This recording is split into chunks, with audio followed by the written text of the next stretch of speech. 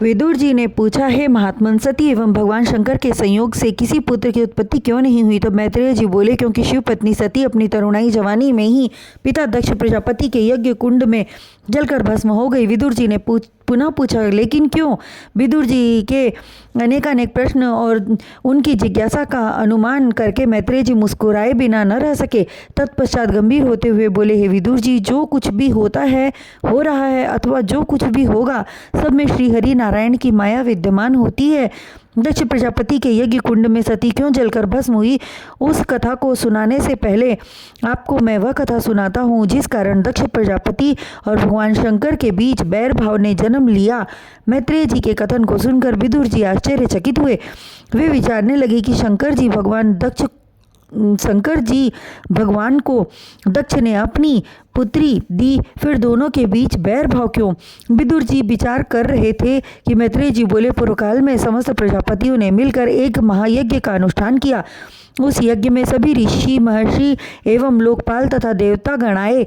उस यज्ञ में दक्ष प्रजापति का भी आगमन हुआ। उन्हें आता देख उनके स्वागत एवं सम्मान में यज्ञ मंडप में विराजमान समस्त ऋषिगण एवं देवता अपने अपने आसनों को छोड़कर उठ खड़े हुए, किंतु विष्णु जी एवं शंकर भगवान पूर्ववत बैठे रहे।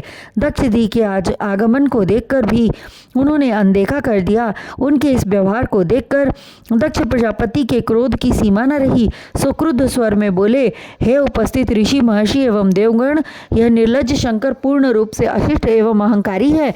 इसमें शिष्टाचार नाम की कोई वस्तु विद्यमान नहीं है। मैं यह नहीं कहता कि मेरे आने पर इसने अपने आसन को त्याग कर मेरा सम्मान क्यों नहीं किया, बल्कि मैं यह कहता हूँ कि शिष्टाचार की भाषा का भी ज्ञान इसे नहीं है।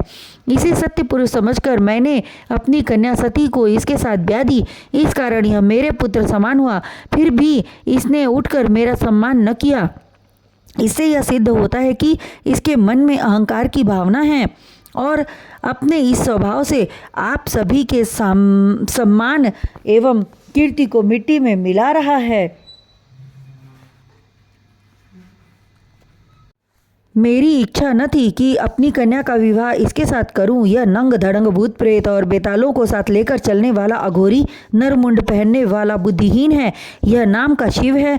कर्म इसके पूर्ण रूप से अमंगलकारी हैं। ब्रह्मा जी के वचनों को मानकर मैंने अपनी परम सुंदरी कन्या का विवाह इससे कर दिया। इस प्रकार दक्ष प्रजापति ने विविध प्रकार के कर्कश शब्द वाणों का प्रयोग करके ऋषि, मुनि एवं सभी देवताओं के सन्मुख भगवान शंकर को बुरी तरह अपमानित किया। किंतु उस अपमान भरे शब्दों पर भोला कहे जाने वाले शिव जी ने तनिक भी ध्यान न दिया। वे पूर्वत शांत बैठे रहे। उन्हें इस प्रकार चुप देखकर दक्ष महाराज का क्रोध और ज्यादा बढ़ गया। स्वभाव में पूर्ण उग्रता आ गई और सहनशीलता की सीमा को पार करते उन्होंने भगवान शंकर को कठोर श्राप दे डाला। हे मूर्ख घमंडी शिव, तेरे इस असभ्य व्यवहार से क्षुब्ध होकर मैं तुझे श्राप देता हूँ। आज के बाद से तुझे इंद्र, उपेंद्र आदि देवताओं के साथ यज्ञ का भाग न प्राप्त हो। अन्य देवताओं ने दक्ष प्रजापति को श्राप देने से रोकना चाहा, किंतु वे न माने और श्राप देकर अपने घर चले गए। हे विदुर जी, शंकर जी को श्राप देने वाली बात जब नंदी महाराज को मालूम हुई तो उनके क्रोध का ठिकाना न रहा और क्रोध के वशीभूत होकर बोले, जिस दक्ष ने भगवान शंकर को श्राप दिया है और अभिमान के कारण शंकर जी से बैर भाव रखता है, वह दक्ष ज्ञान तत्व से हीन हो जाए तथा उसका मुख बकरी की भांति हो जाए और उसका अनुसरण साथ करने वाले सदैव जन्म मरण के चक्र में उलझे रहें। उसके साथी संगी नीच कर्म करने वाले एवं दरिद्र हों। यह कहकर नंदी जी शांत हो गए। तत्पश्चात उनके श्राप को सुनकर भृगु जी ने श्राप दिया कि शिव का स्मरण करने वाले शिव भक्त सुरा, शराब पान करने वाले पाखंडी तथा शास्त्रों के विरुद्ध आचरण करने वाले हों। इस प्रकार बैर भावना की उत्पत्ति होने के पश्चात शिव जी अपने गणों के साथ उठकर चले आए।